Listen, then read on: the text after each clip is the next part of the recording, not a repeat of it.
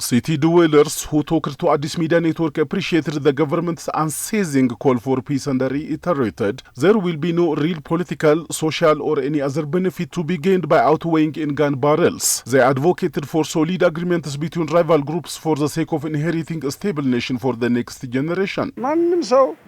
I would recommend a round-table discussion for anybody with any grievance that needs to be addressed.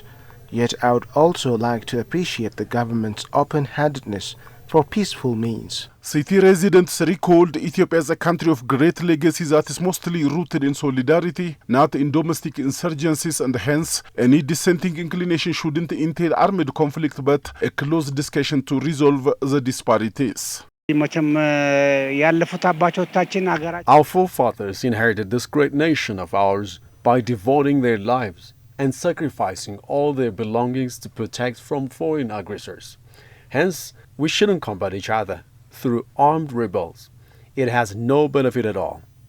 I prefer and recommend these peaceful options for all the warring sides. The agreement is regarded as a better starter for those that favored the subversive mechanisms for liberation rather than the non-inflammatory choices. According to the remarks made by the people who exercised the disruptions in closer proximities, the armed insurgencies caused civilians to long for stability.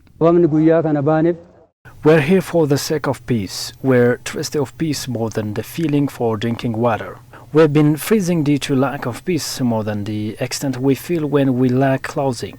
Both the killers and those who suffer fatalities are our compatriots. Even those who plunder and those who plague are our own people. Whatever, we request the returning back to home of the renegade fellow people. It has been observed recently that former combatants of armed insurgency factions are abandoning their rebellion to lead a civilian life following the calls made by the government of Ethiopia.